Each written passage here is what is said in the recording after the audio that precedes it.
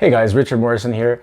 I'd like to report a couple of things for you this time around. One being, be careful who you follow out there in this crazy world. There's so much talk and so much information that sometimes you can get lost. So I'm going to touch upon a couple of those things. So I think this episode is going to have a couple of great items for you to take a look. The second thing I'm going to talk about is the real estate market and the state of real estate market across Canada. And third thing is I'm going to talk about the possibility of your capital gains tax essentially eroding or going away entirely. And I know a lot of people don't think that may happen, but I think that there might be a couple of things happening with the CMHC where you want to pay attention. So the first thing first is be careful who you follow.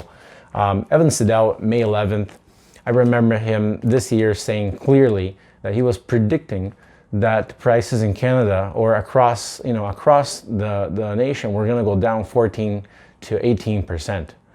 I even got sidetracked by that. I didn't know what to think of it, and quite frankly, I think that it was quite a blow to the market. Nobody expected the head of CMHC to come out and say something like that, and yet here we are today, and we're seeing 14% across Canada, an increase in prices, not down in prices. So that's an enormous swing in expectations. Here's a guy who also thought that we would be, 1/5 of all mortgages would be underwater by this time if Canada didn't recover.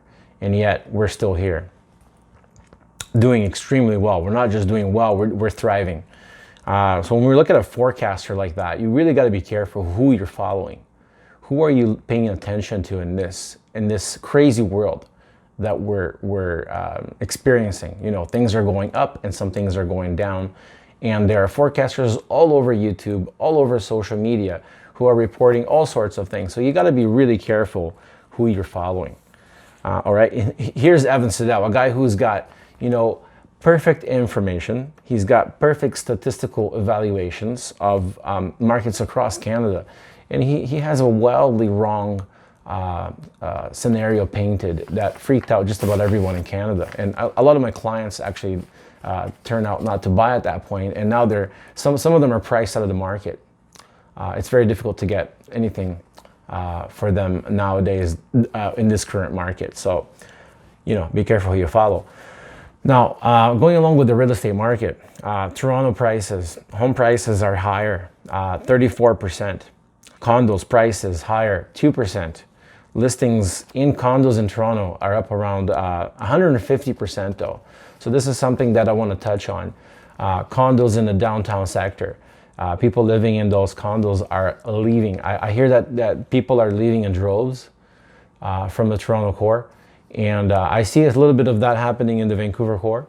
Two of my neighbors in this floor have left. They're couples and they're leaving for bigger spaces. We're finding that millennials are going back to mom and dad to live simply because they cannot afford any more downtown, and there's no reason for them to be downtown. So maybe they're saving up for money for that down payment to finally get a condo. And that's why you see rentals going down, especially 1-bedroom condos, 2-bedroom condos. Prices as well are following up with that. Calgary, home sales are up 35%. Prices are marginally up in homes in Calgary. Condos are down in sales. Same thing you're seeing there. Listings are also rising. Now, the same thing is somewhat told in Vancouver. Home sales, 43% in sales.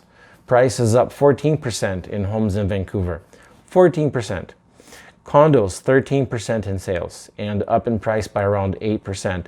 Now, listings are rising, especially in the downtown core as well. So we're watching listings of condos quite carefully. And I think that there is a softening happening in the condo market.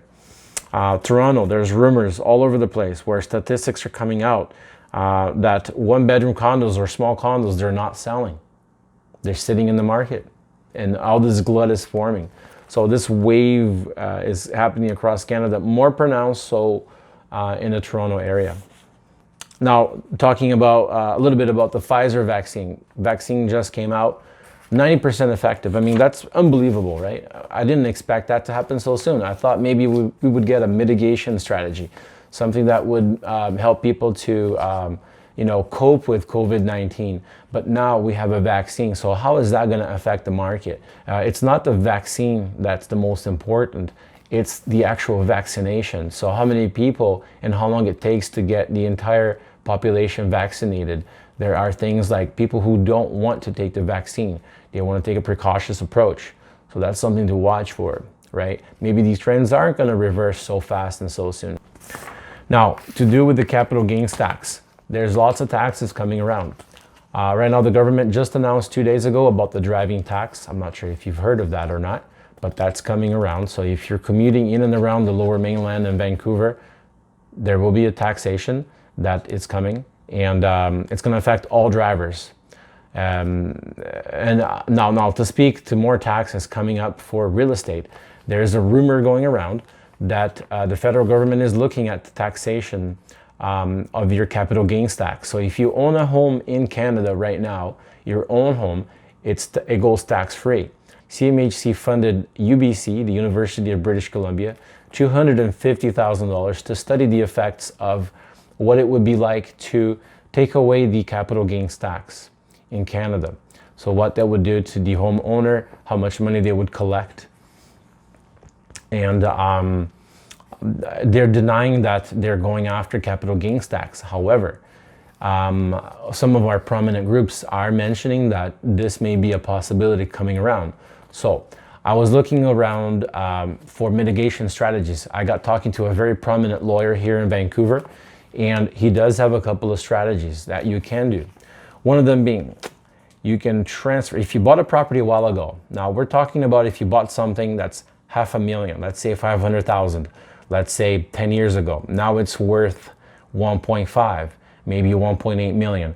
Or maybe you bought a house for $1 million and now it's worth 5 million on the west side or in West Vancouver. And you want to know, how can I lock in those gains so that the government doesn't come in and tax that capital gains tax? So talking with this lawyer, one of the mitigation strategies that he came with was you do a three-way transaction. So what's a three-way transaction? So the wife sells her 50% share to the husband then sells 100% proceeds to the wife, and then the wife sells back 50% to the husband. So essentially you're left off at the end with the same ownership structure, okay? And yet you've triggered a sale. There's no capital gains tax. You're just going to be paying a legal fee, okay, to a taxation lawyer. Now don't get a simple conveyancer to do this. Make sure you go to a tax lawyer. I don't provide tax advice, but this is the gist of the conversation that I had with this lawyer here in Vancouver. Okay, if you want to know who it is, send me a message. You can either leave me a comment if you're watching this on YouTube, or if you're watching this on email, you can email me back, and I can get you in touch with someone that can help you out. So these three-way sales can also happen even with someone like one of your kids, one of your siblings. You can transfer 100% portion to your kid, and then right away he or she transfers it back to you. Okay, so you essentially have a 3-minute transaction, maximum 5-minute when you go see the lawyer, and yet you've triggered this transaction, and then you have essentially triggered a sale, and you protect that amount of capital gains that you've had so far.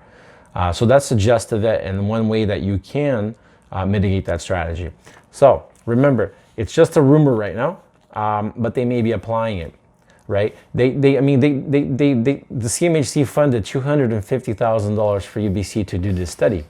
That's a significant amount of money, and it may be coming around. So if you're risk averse and you want to mitigate that, think of it as an insurance policy.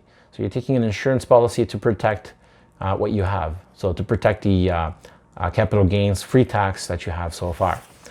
Okay, again, this tax may come in and it may be retroactive, right? They've placed the foreign buyers tax when they implemented it. They implemented it retroactively. All right, so don't think that this will be something that's going forward necessarily. It may also be retroactive, so it's really good for you to be able to mitigate that, perhaps if you're sitting on something quite extensive. If you own a condo that's $500,000, you've paid $350 for, it may not be worth it. It may not be worth the legal fees that you're going to incur to be able to save on that amount of $150,000, let's say, for instance, that your condo went up. But if you're sitting on $1 million and more, it may be worth your while to be able to seek a tax lawyer to do this for you. All right. Thank you very much for watching. Make sure you subscribe to my channel. Hit like on YouTube if you're watching this on YouTube. And if you're watching this on Rich Pickings on email, I wish you a lovely November. And on a side note, we're making some wine. We're actually making some wine out of my garage, me and my stepdad. We've managed to make around a batch of around 40 bottles so far. So if you like some of our Merlot, we're going to be giving some of that to some of our clients. He's been making wine for quite some time. So if you'd like to have a bottle, let me know. I can send it to your mailing, and you'll receive it before Christmas. All right. This is Richard Morrison, and wishing you a great day. Bye-bye.